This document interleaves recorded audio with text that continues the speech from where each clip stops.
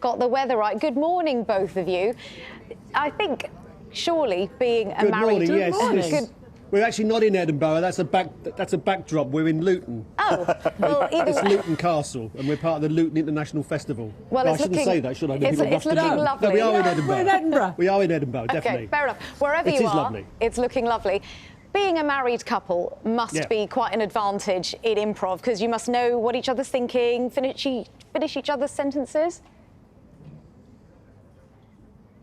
Oh, we constantly do. On the count of word 3, we'll say the same word. Yeah. 1, 2, 3, beam. Antelope. Oh, well. That wasn't very good, was it? No. Yeah, no, it is true. It's if you are doing a show with improvised show, you have to be on the same wavelength as somebody. You have to follow their kind of thought patterns. But then equally, they can surprise you. It's not too predictable, but you kind of know where somebody's going, and sometimes you let them go, or sometimes you come in. So it is a sort of backwards and forwards, a to and fro. And Paul, having heard you on Just a Minute, it sounds like improv is definitely your preferred approach to anything scripted. Why do you think it's better, or why do you prefer it, if you do?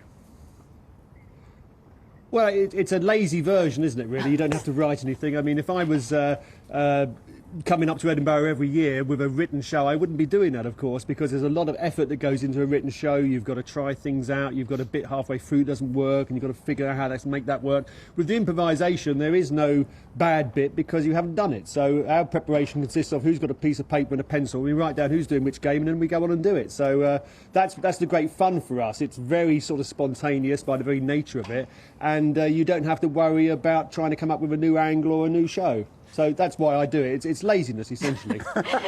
And Suki, you get the audience involved as well. Is that a help to it? Does that help make the whole process a bit easier, leaving a bit of it to the audience?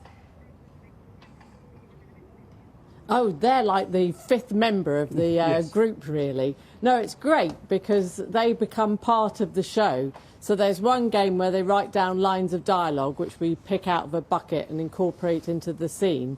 And when people have their line of dialogue read out, you know, it's really exciting. So it's great fun. It's rather than stand-up, which can be one person, a bit us and them, it's like a huge group. It's a party. Yes, and just to illustrate, just to amplify Suki's point, if you've come up with a line of dialogue or a suggestion which leads to a really good scene, then you can justifiably feel as if you've really contributed to the show. And that's a great feeling for the audience, I think. It's very thoughtful of you, Paul. Very, very thoughtful. Listening to Owain on Radio 2 this morning. Hello, John, how are you? I watch you every morning, John. I think you're fantastic. Well, that's very kind. I think you're fantastic, Paul. And Suki. You've got a very good sense of humour. I like that. Good. Well, was that you didn't need to bring her into it. No, I was wondering, I was listening to Owain on Radio 2, 4 o'clock this morning when we were getting ready, and he was asking his listeners to get in touch and talk about their anxiety dreams. And everybody's anxiety dream that's getting in touch would say it was about a situation where they couldn't plan for it, something went horribly wrong, they didn't know how to react, they didn't have the right clothes or the right meeting or whatever. But you're doing that, you're basically confronting an anxiety dream every day, you're punishing yourselves in front of an audience, aren't you? And Paul, you've talked about... Well... We are actually up here to attend a sadomasochistic conference, which happens at midnight with no clothes on, so that's how masochistic it gets. Well, we don't see it as being difficult, do we? No, there's nothing to worry about. If you've written a show, you think, oh, God, will that bit about the cat be all right? Whereas this, we haven't written it. There's nothing to worry about. We just turn up and have a good time. And also because you're constantly sort of listening to the audience and listening to what's happening in the show, if there's a moment that doesn't work, which occasionally happens, you know, you change it, you bring somebody else on, or you ask for another film style or whatever it is. So you're constantly monitoring the show in a way that you can't necessarily do with a scripted piece. You know, a play, you can't suddenly go, oh, I'm going to lose the next few lines as it's not working. So you are able to sort of adjust to what's happening all the time, which I think makes it exciting. If you're doing Hamlet and Hamlet doesn't show up, it's a problem. But Paul, you've talked in the past about being... He can't be here today, he's got a note from his mother.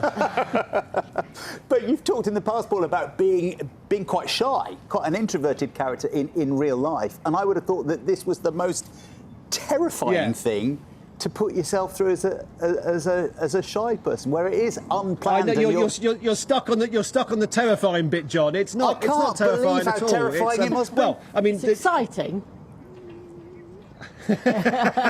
Well, I mean, it's a common thing amongst shy people that actually, I'm not as shy as I used to be, but certainly being on stage, you're not sort of confronting or talking to people as individuals, you're talking to them as a group. So although it seems to be sort of counterintuitive, there are a lot of performers who can be quite shy in social situations, but on stage it's different because the spotlight literally is on you, you're in control of the situation, and yeah, that gets past any sort of shyness, really. So, but talking to you, I can't help but feel more pessimistic. Perhaps we should go back to London and forget all about it.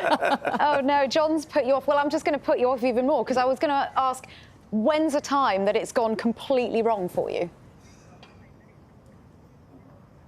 It doesn't, No. because you... Joyce, you want to No, say? I don't think there ever has been. I did years ago do a show where they gave us handheld mics rather than clip-on mics, and they kept feeding back through the entire show. So that was difficult. But other than technical faults, and in the end we just put the mics down and shouted.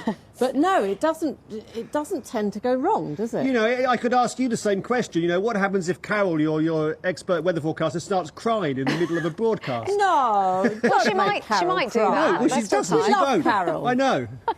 Do you play improv games at home? She might do that. She might be upset by. Anyway, we should say that we're going on a tour because we're here in Edinburgh for the next. We start tomorrow. We're here at 3:30 at the Grand, the Pleasance, and we're going on a national tour October through to December, and then February through to March next year. So we should mention that as well. Yes, shouldn't we? well Yeah. done. Yeah. Well done for doing Yeah. the professional bit. Professional bit, yeah. Well, you've saved us having to do that. We were about to mention that just now, but you've done that for us. So thank you, Paul, and thank you. Oh, well, you can say it again. It's all right. So this isn't just a minute. You can do repetition. No, it's fine. I think you've got the message across. This is going very well. We should do this for a living.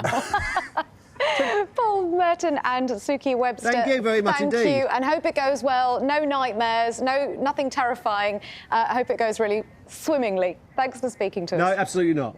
Lovely to see you guys. Thank you very much for your very kind words mixed in with all the pessimism. Thank you. That's what we're here for. Bye.